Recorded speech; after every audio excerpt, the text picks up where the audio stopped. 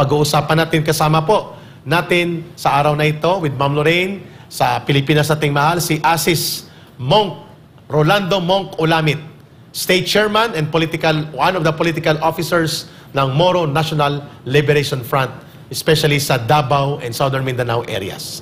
Maayong buntag, sir. Good morning, sir. Monk. Ayong buntag, Brother Eric o Ma'am Lorraine, Badoy, kumusta? Mabuti naman po at nagpapasalamat kami una sa lahat sa inyong pagpapaunlak sa panayam na ito. Brother Monk, unahin mo na namin itatanong ni Ma'am Lorraine. Nagpapasalamat po ang mamamayang Pilipino at malinaw po ang inyong naging pahayag tungkol sa katarungan, usapin ng hustisya at kapayapaan sa ating bansa. At sila ay nagtatanong din kung bakit umabot sa pakikipagkaisa o simpatya at solidarity ng mensahe ninyo in behalf of the MNLF sa pagkilala ninyo sa pinagdadaan ng inustisya, panggigipit at pangbubusal at pagliligwak ng kapangyarihan ng gobyerno laban kay Pastor Quiboloy sa grupo ng Kingdom of Jesus Christ at pati sa SMNI. Hindi kayo tumahimik at nagpabaya na gumawa ng pahayag para maintindihan ng sambayan ng Pilipino at marinig ng mga namumuno sa gobyerno. Please explain on this. Magandang umaga. Assalamualaikum warahmatullahi ta'ala wabarakatuh sa lahat ng mga nakikinig sa programa ng Mahalin ang Pilipinas. In behalf ng Moro National Liberation Front Davao, itong eksperyensya natin ngayon na nangyayari, na ulit na naman, ang tyranny, tawagin ko na itong tyranny na nangyari noong panahon ng Pangulong Ferdinand E. Marcos Sr. Sa pag-akala natin na yung statement ng aming mahal na founding chairman, Professor Dr. Norpi Miswari, na the sin of the father cannot be inherited by the son. Na nag-akala tayo na linisin, ayusin niya, parang ituwid kung ano man ang mga hindi magandang imahe. Pero ang nangyari, parang lumala itong situation. Ang sa akin naman, Brother Eric. Yes, sir. Experience na namin yung sakit ng oppression, kaya humawak na ng barel ang Bangsamoro people para magkaroon ng resistance. Natatakot tayo, baka mapunta tayo doon na naman, maulit na naman itong papunta tayo sa authoritarian system. Yes. Kasi narinig ko kanina, there is impunity, garapal masyado, wala silang pakialam, kaya nilang gawin lantaran sa taong bayan kung anong gusto nila. Corruption dito, corruption doon. Kahit utang na loob sa mga Duterte, hindi na nila tinitingnan yan. So, garapalan talaga. Klaro. Ito pang panggigipit sa kay Kuya Gob. Bahib. The same pattern with sa ating mahal na Pastor Apollo Quiboloy. Correct. The same pattern na ligwakin kung sino ang dapat ligwakin nila. Kaya gani nila gawin sa mga matataas at sa mga may kapangyarihan na nagsisilbi ng ating bayan. Ito pa kaya ang mga ordinaryong mamamayan. Tama.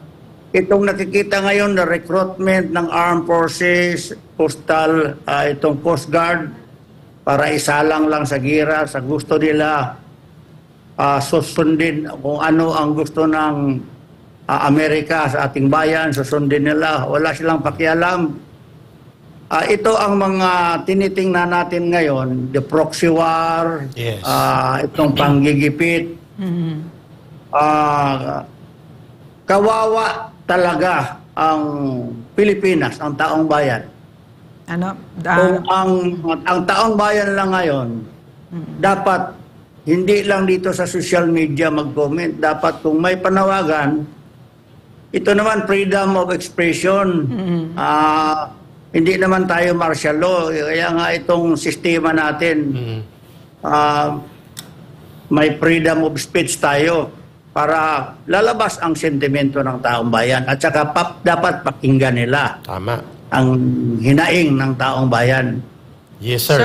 Ito maraming tumawag sa atin. Asis mo, kaulamit, sir. Excuse, sir.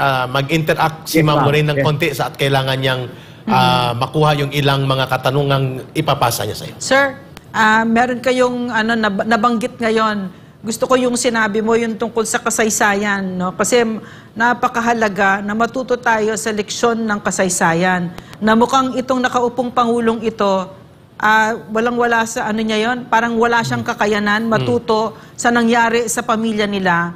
At ang tingin ko dito, binigyan yung isang pagbibigay natin ng second chance sa isa na namang President Ferdinand Marcos ay talagang winaldas nila.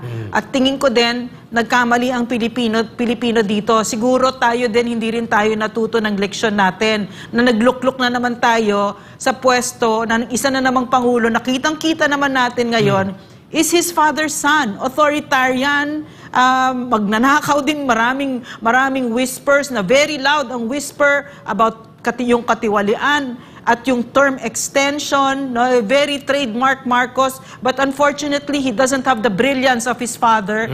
And his father had some semblance of good governance. Meron siyang nagsisilbi pa rin kahit papano, pero ito, totally walang pakialam sa Pilipino. Yes. So sir, ang tanong ko dito, kasi ang naalala ko noon nung martial law, tinakot talaga tayo. No? Talagang binusalan tayo yung sa press freedom at inuulit na naman ngayon.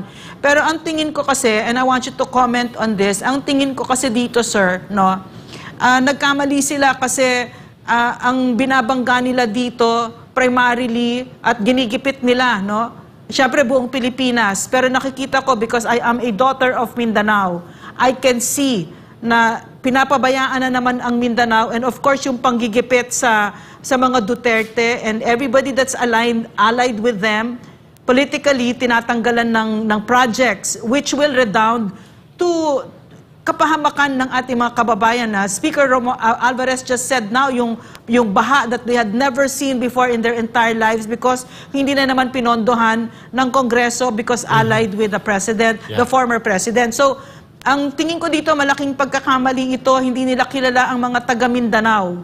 No, ang tingin ko dito, maisugid ang mga taga Mindanao. Sir, could you please comment on this? Well taken, Ma'am Lorraine.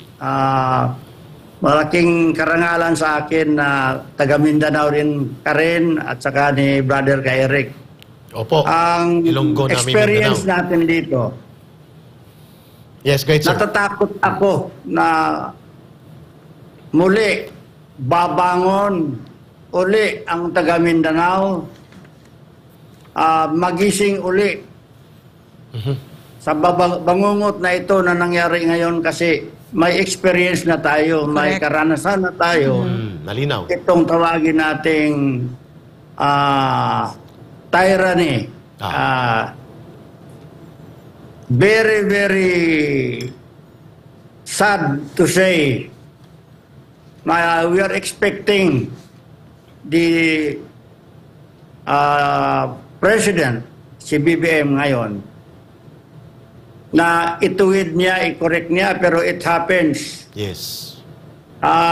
Parang pagtanggal lang ng budget dito sa mga local sa LGUs na nag-cause ng mga baha, etc., etc., wala sa kanila yan. Wala silang pakialam dyan. Correct. Because may sarili silang agenda na kanila. Of extension of power, Yes. etc. So, ang taga Mindanao, matiisin ito kasi nag-resist na tayo eh. Yes. Nag-resist na tayo dyan noon. Martial law pa yun. Ngayon pa kaya, noon, itak lang I remember Chairman Normie Suarez nag-raise lang ng kanyang Itak. yung Chris, Yung symbol of revolution. Yun lang, una tinayo niya. In front of Malacanang with a coffin. Yeah. Nang may nag-report sa kanya, di Jabida Massacre, may isang tao naka-report sa kanya na inubos kami, tapos nag-recess siya, galing siya ng UP, nagtuturo. Doon sa Freedom Park ng Malacanang, naglagay siya ng coffin. 1 week siguro siya doon, nagbibigil, calling for justice. Maulit na naman yan ngayon kung yan ang noon isang Chris lang na itak ang symbolic. Ngayon pa kaya Yes. na ang dami ng baril sa Mindanao. Tama. Ang dami ng baril. Ultimo civilian may baril na, sophisticated pa. Yun ang kinatakutan natin na kung magkaisa ang taga Mindanao. I'm not citing for sedition. Hindi ako gumagatong ng situation. Kaya I always make warnings na dapat ang presidente natin, as kung kaya mo pa, you are in control at your grip itong situation, ayusin mo na.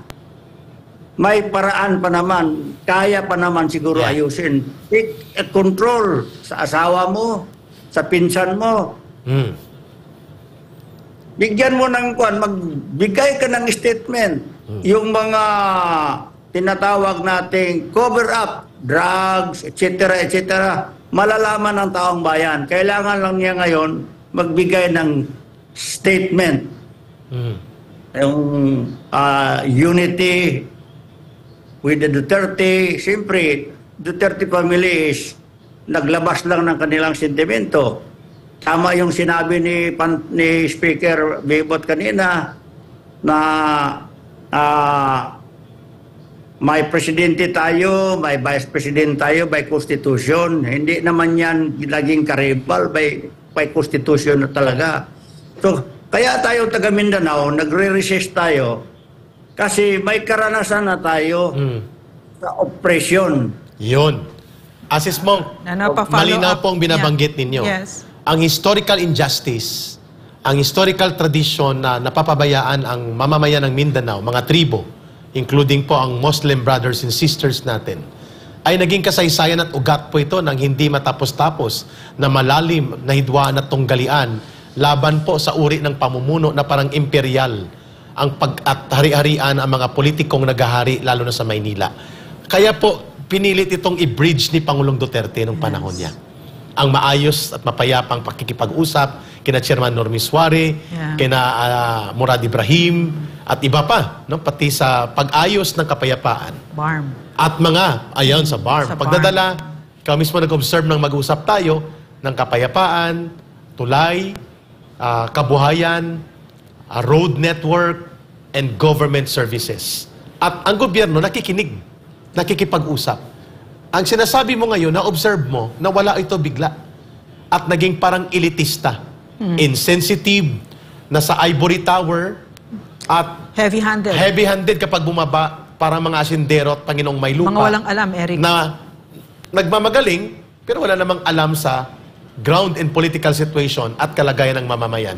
Do you observe this pattern right now, Asis Monk, in your capability and capacity and background na nasa movement ka ng MNLF, na nakikita mong ganitong pattern ng uri ng pagpapatakbo ng gobyerno ni Marcos Jr., including ang pagpupustura niya na parang tapang-tapangan sa digmaang napakadelikado para sa buong bansa natin? Asis Monk. Nakakatakot itong nangyari talaga ngayon. Yeah. Yung sinabi niya na horrified ba siya o tayo ang horrified talaga sa sitwasyon ngayon. Talaga.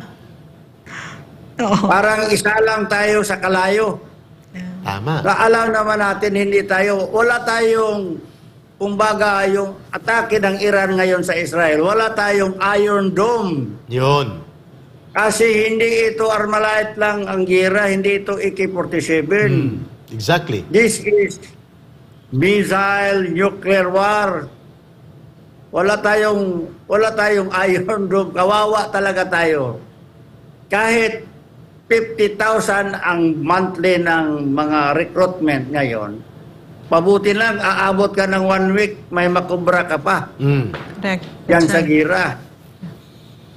Yeah. Ang pinakamagandang gawin, let's withdraw our support dyan sa Amerika, tapos yung EDCA na yan, kasi dapat neutral ang Pilipinas, hindi tayo, kung magira si Amerika at saka si China, Yes. doon sa kanilang bansa sila magira. Hindi gawing pawn ang Pilipino, Tama. gawin tayong battleground dito sa Pilipinas. Na I am very clear dyan na the Moro National Liberation Front, I don't think so.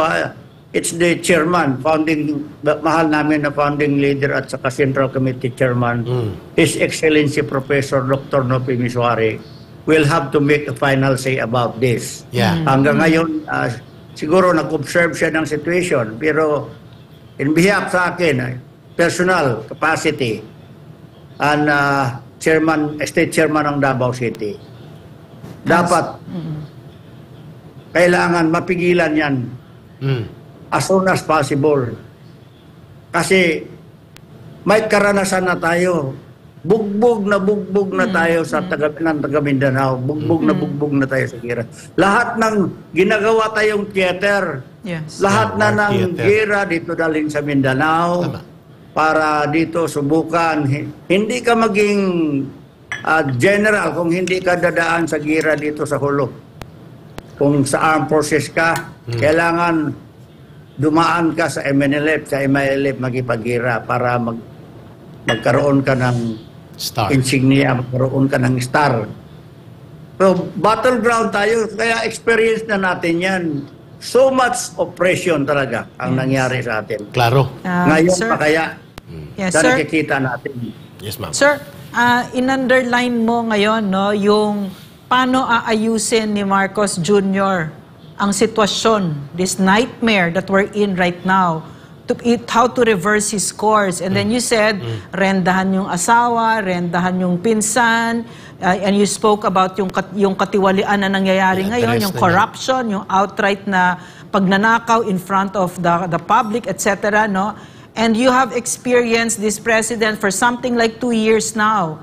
Do you honestly think that he has, because what it will take to reverse a course like this, where we are now is a giant of a leader, a true strong leader, a man, a giant. No? So, do you honestly think that this president is capable of doing that? And is he that kind of a leader? Go ahead, sir, for your reaction.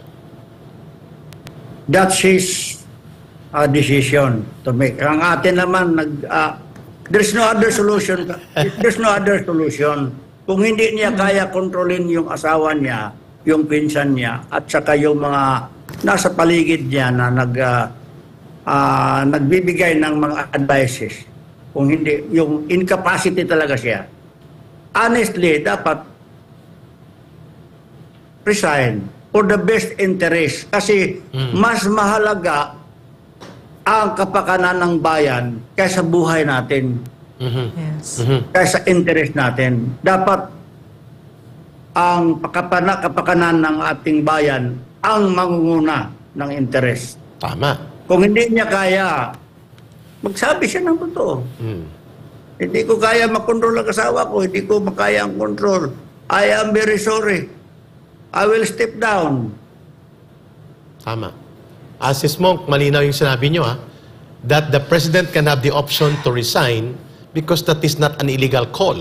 That is a constitutional option so that the vice president, kung kinakailangan mag-take over ng power to bring stability to the situation of economy, political and social and security situation of the country, hindi po mali yung ganong mga options na sinasabi mo upang mas maging matiwasay ang ating bayan at mahiwalay tayo doon sa kinatatakutan ng lahat na tapang-tapangan papunta sa gyerang gustong sulsulan ng Amerika. How dangerous is a president that does not listen, does not care doon sa mga iskandalusong issue na ito, hindi niya sinasagot ang drug issue. Walang patay malisya. Hindi, ayaw niya magpa-drug test. Hindi niya sinasagot ang issue ng pangungurakot sa AX at mga ayuda-ayuda na pandaraya at manipulasyon.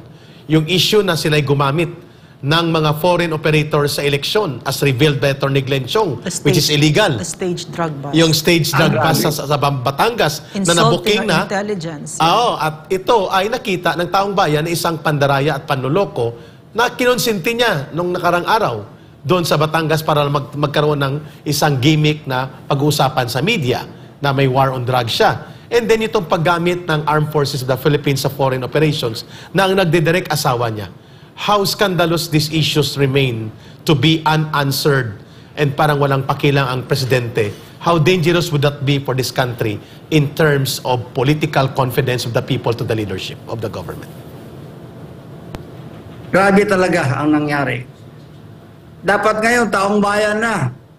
Yes. Taong bayan na magdesisyon, hindi magpabulag-bulagan. I am very confident ang taga Mindanao will stand. How about sa Tagalason? Dapat ang Tagalason will make the initiative at saka yung sa Visayas. Magpahiwatig lang sila. And then we will show up, we will rise, we will get together para ipakita natin ang hinaing ng buong mamamayan ng Pilipinas. I think the Armed Forces of the Philippines, hindi yan mag-take action kasi sovereignty ang taong bayan. Tama. Sovereignty resides from the people. So kung ang taong bayan na talaga ang kikilos, that's the real people's initiative. Kung taong bayan na talaga ang kikilos, lalabas na sa bahay, papuntang lansangan, at saka nagkaisa na, at nanawagan, that's the time. Yeah. Yun ang hinihintay natin na magising na ang taong bayan. Yes. Assist si Ma'am Lorraine, ang final question namin. Sir, I'm going to put together everything that you've said, no? Kasi, and once again, it will be Mindanao flavored because you and I are from Mindanao. Eric loves the Mindanao. He's an adopted IP, no, of the IP tribes, no. So, alam natin iba yung naranasan pag ikaw ay taga Mindanao. Iba yung kaya tingin ko din napakahusay na pangulo ng ating President Duterte kasi malalim ang intindi niya sa nangyari sa Pilipinas dahil siya ay taga Mindanao. Yung pagpapabaya, yung injustices, all of that, no, all together at the same time. And I also like what you said na yung power rests in the people. Yes. Every political scientist, no, from Hobbes to Locke to Rousseau, even the tyrannical Machiavelli said the same thing. But it seems like this president hasn't heard of it, that the power rests on the Filipino people. And now, we just recently had a mammoth rally in Tagum, and he is deathly silent about it. And this press that Martin Romualdez has muzzled together with Lisa Araneta are comical because they don't even talk about it. No, it's not in the headlines. So sir, maybe Marcos Jr. is listening to you now. What does it mean to a leader when he stops listening to the people who has given him their precious trust? What happens? At saan ito patutungo kapag gano'n ang kanya maging actuations na wala siyang pakialam at damdamin sa mamamayan? You, sabi namin ni Ma'am Lorraine, as a political and social movement organizer in your background sa MNLF. Go ahead, sir. Ito, panawagan ko lang kay Pangulong Bongbong Marcos. Maawa ka. Maawa ka sa bayan. Maawa ka sa amin. Kami sa taga Mindanao, bugbog, sarado kami. Puro na promises ang binigay sa amin. Ito, iba na ngayon. Iba na talaga ito ngayon. Ito nga, sana marinig mo kami, maunawaan mo kami, Mr. President. Maawa ka sa amin. Kung maaari lang, resign. Kung hindi mo kaya. Pero kung kaya mo kontrolin ang situation, Kasi ang akala namin sa iyo, mabait ka at the start.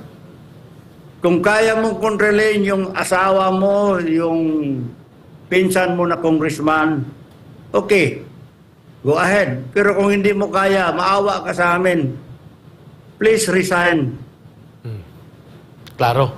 Now you Claro. heard Thank you. kung paano sinabi ni Asis Monk Olamit, state chairman and one of the political officers, state chairman sa Davao in Southern Mindanao, at the same time one of the political officers ng Moro National Liberation Front. Ang sinabi niya malinaw, ang taong bayan pa rin na maghuhusga nito. At siya ay nagsasabi, maawa ka Pangulong Marcos. Kung hindi mo kayang pakinggan ang hinaing at sentimento ng lumalawak na mamamayang Pilipino na inaabuso ang kapangyarihan ngayon sa gobyerno at parang wala kang pakialam, including na tinuturo na ang asawa mo at ang pinsan mo yung mga involved. Ang sabi niya, the option for you is resignation and bring back the redemption to this country, which sadly and miserably you failed to do with another mandate na pinagbigyan ka ng mamamayan nung nakaraang eleksyon. Asis Monk Olamit, sa ulitin po, napakinggan ka ng mamamayan in representing an organization na nirerespeto natin sa paniniwala, sa prinsipyo, para sa pagkakapantay-pantay at mabuting pagtrato sa mga katutubong pamayanan, including po ang ating mga Muslim brothers and sisters, that you stood your ground against oppression and tyranny and dictatorship during your time previously, and now you're standing up para maging maayos at matinong gobyerno. Maraming salamat for In joining other words, us. Eric, a man with a moral ascendancy Yes. to ask a president to love his country Correct. by laying down the ultimate sacrifice, which is resign if you are not able to lead us. Correct. And wag mo nang patagalin. Dudugtungan Salamat. natin. Salamat, sir. Maraming salamat, Asis Mong. Mag-ingat kayo. Daghang salamat, sir. Maraming salamat. All the Saludo best. ko sa inyong dalawa talaga. Ang tatapang ninyo. Ikaw Ang din, bayan sir. po, ang inspirasyon natin kasama mo. Daghang salamat, sir. All the best. Ayo. Salamat. Assalamualaikum warahmatullahi wabarakatuh. Maraming salamat na kasama natin sa Pilipinas nating mahal, si Asis Rolando Monk Olamit. Isa sa mga kinikilalang leaders na nirespeto sa Moro National Liberation Front. Ma'am Lorraine, Yes. mayroon pa tayong isang kokomentaryuhan, no? Dating opisyal ng Marcos Jr. government na nauugnay sa isyu ng illegal na droga o nag-uugnay kay Pangulong Bongbong Marcos Jr. ay mayroon tayong tutunghayan na ulat hinggil dito. I would treat it as a health issue. Sabihin ko, if you're raising the matter of drug use or the use of illegal substance,